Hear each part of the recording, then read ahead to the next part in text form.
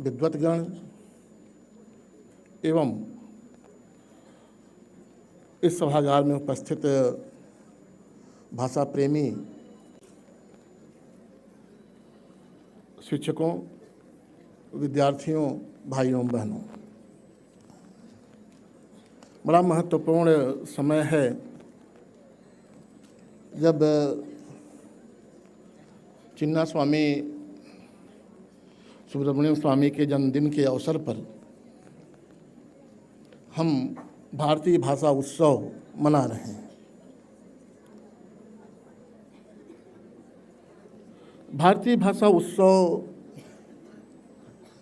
की परिकल्पना के पीछे भारतीय भाषाओं के महत्व को रेखांकित करना, उन्हें केंद्र में लाना और उनके प्रति अपने निष्ठा, अपने विश्वास को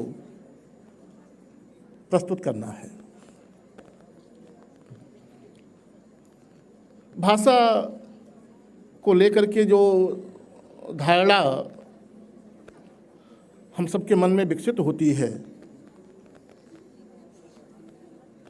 उसके आधार पर मैं कहूँ तो भाषा सिर्फ बोलने का माध्यम नहीं है, बोलचाल का माध्यम नहीं है, बल्कि ये हमारी पूरी सांस्कृतिक परंपरा की पहचान है।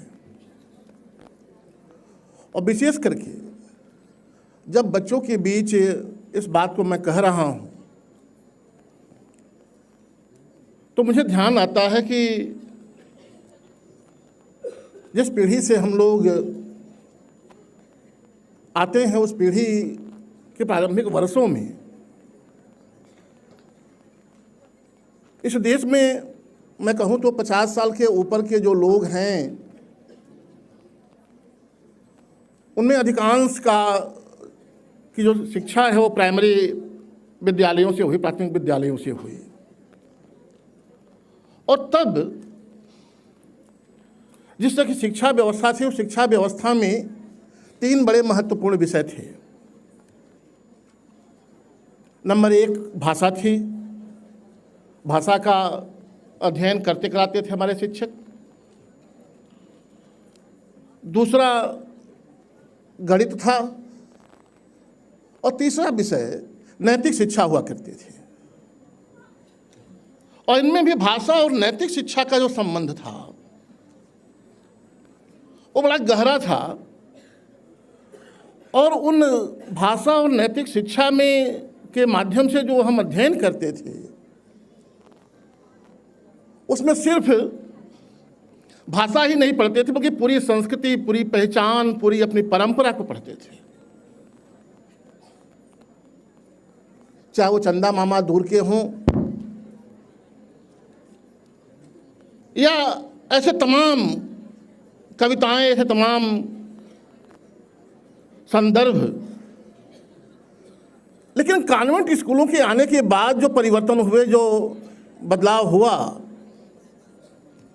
उन बदलावों में जब से हमारे पाठ्यक्रम में बाबा ब्लैक शिप आया, उस ब्लैक शिप ने हमारे चंदा मामा को, हमारी परंपरा को, हमारी संस्कृति को, हमारी पहचान को खत्म किया।